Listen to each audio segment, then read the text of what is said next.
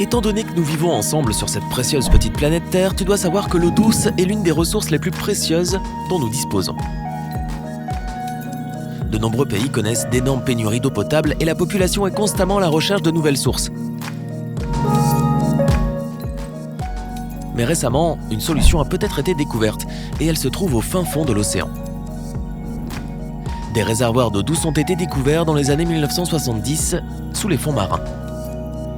Des scientifiques qui exploraient ces fonds et examinaient ce qui s'y trouvait sont tombés accidentellement sur des poches contenant de l'eau dont la salinité était réduite. Ce n'était pas vraiment une eau potable, mais le niveau de sel qu'elle contenait était au moins la moitié de celui de la mer. À l'époque, les chercheurs ont considéré cette eau comme une simple curiosité de la nature. Ils ne connaissaient pas le volume de ces poches, ni leur étendue, mais les mesures ont montré qu'elles n'étaient pas très grandes, ce qui leur a permis de mettre le problème de côté pendant plus de 40 ans. Mais l'intérêt pour le sujet a refait surface en 2015, lorsqu'un groupe de scientifiques dirigé par la géologue marine Chloé Gustafson a décidé de mesurer l'une de ces poches au large des côtes des États-Unis. Ils ont utilisé des ondes électromagnétiques pour essayer de déterminer la quantité exacte d'eau douce qui pourrait se cacher sous l'océan. L'eau salée est un meilleur conducteur d'électricité que l'eau douce. Alors, avec cette méthode, ils pourraient avoir une réponse. Ce qu'ils ont trouvé était tout simplement stupéfiant. Il s'est avéré que la poche que l'on croyait plutôt petite et isolée s'étendait sur des kilomètres et des kilomètres sous le fond de l'océan et plus loin sur la côte est des États-Unis. Les scientifiques affirment que le réservoir d'eau douce a un diamètre d'environ 350 km allant du Delaware dans le sud au Massachusetts dans le nord. De plus, Madame Gustafson note également que les résultats ne sont pas complets. Les mesures EM ne sont pas précises et elles ne peuvent pas montrer exactement la profondeur de la réserve souterraine. Voici donc une caractéristique encore plus étonnante. Le réservoir pourrait être encore plus grand et plus profond que ce que l'étude a montré. Mais même aujourd'hui, elle est presque aussi grande que les plus grandes étendues d'eau douce terrestres. Quelle poche, hein ? Et ce n'est pas tout ce qu'ils ont trouvé avec cette recherche. Madame Gustafson et ses collègues sont presque sûrs que le réservoir de la côte atlantique n'est pas le seul au monde. D'autres pourraient exister et existent probablement dans différentes parties de la planète, bien qu'ils soient encore inconnus. Tu vois, il y a des centaines de milliers d'années, notre planète était couverte de glace. On connaît cette période comme l'ère glaciaire. Avec le temps, la température a atteint un niveau où la glace a commencé à fondre. Quand cela s'est produit, l'eau douce, ou son équivalent le plus proche, a commencé à couler partout, remplissant chaque trou et fissure qu'elle pouvait trouver. Les océans, tels que nous les connaissons, existaient déjà à l'époque, et une grande quantité d'eau s'y est infiltrée. Mais une partie a été piégée sous la croûte terrestre. Certes, nous connaissons les sources d'eau souterraine depuis longtemps, mais cette découverte pourrait bien être une révolution à plus d'un titre. Pour l'instant, il n'est pas nécessaire de puiser dans ces eaux sous-marines, mais si jamais nous manquons d'eau douce, nous savons maintenant où la trouver. Elle pourrait également apporter une aide indispensable aux pays où l'eau potable est la ressource la plus précieuse, comme c'est le cas dans de nombreux pays d'Afrique ou du Moyen-Orient.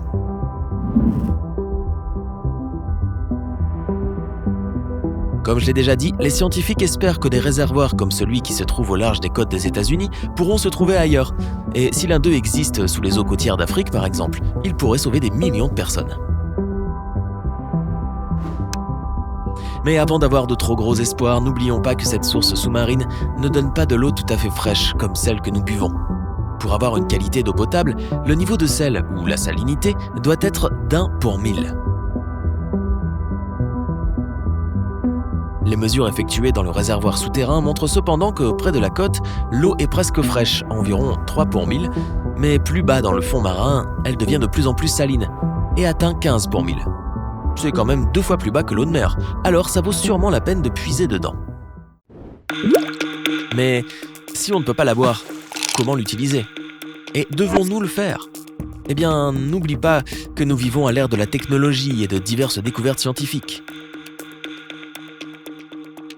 La science a déjà trouvé un moyen de régler le problème de la salinité de l'eau. Il existe des usines de dessalement dans le monde entier qui fonctionnent déjà, et nous utilisons ce qu'elles produisent. Pour l'instant, elles font de l'eau douce à partir de l'eau de mer, et en retirent le sel pour la rendre potable. De loin, la plus grande d'entre elles se trouve en Arabie Saoudite. Le pays a peu d'eau douce, mais beaucoup de ressources naturelles pour alimenter sa centrale, ce qui lui permet de produire environ le 1/5 de toute l'eau du monde. Le problème des usines de dessalement, c'est qu'elles sont très nocives pour l'environnement. Elles ont besoin d'énormes quantités d'énergie et beaucoup d'entre elles puisent dans des combustibles fossiles. Et comme tu le sais, ces combustibles ne sont pas renouvelables et sont nocifs pour la planète. Mais ce n'est pas tout, il y a un autre prix à payer. Le sel qui résulte de cette désalinisation doit aller quelque part. En fait, sur chaque million de litres d'eau de mer, seulement la moitié devient assez potable pour que les humains puissent la boire. Le reste est inutilisable car elle est remplie d'une telle quantité de sel que rien ne peut y vivre, et encore moins l'ingérer. Toutes ces eaux usées sont ensuite rejetées dans les océans, augmentant lentement mais régulièrement leur salinité.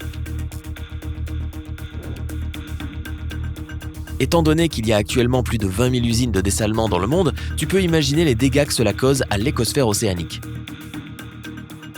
Les études écologiques montrent que le dessalement de l'eau de mer a peut-être déjà causé l'extinction d'une partie de la flore et de la faune sous-marine, et qu'il y en aura d'autres si nous ne prenons pas garde à ce que nous faisons.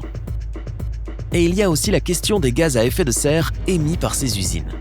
Le docteur Michael Kibarski, du Wheeler Water Institute de l'Université de Californie à Berkeley, dit que nos actions peuvent créer une sorte de cercle vicieux. Si nous continuons à utiliser les usines de dessalement telles qu'elles sont aujourd'hui, elles créeront plus d'effets de serre et réchaufferont notre planète. Et au fur et à mesure qu'elles se réchauffent, nous aurons besoin de plus d'eau douce, et donc plus d'eau de mer dessalée. Tu vois ? C'est pourquoi il est si important que nous ayons trouvé une source d'eau douce souterraine. En fait, sa valeur ne peut pas être sous-estimée. Si nous avons d'énormes réservoirs d'eau presque potables et non exploités, nous n'avons pas vraiment besoin de traiter autant d'eau de mer. De plus, à l'heure actuelle, de nombreux pays, dont les États-Unis, dépendent d'autres réservoirs d'eau souterrains, comme le grand aquifère Ogallala, qui alimente 8 États.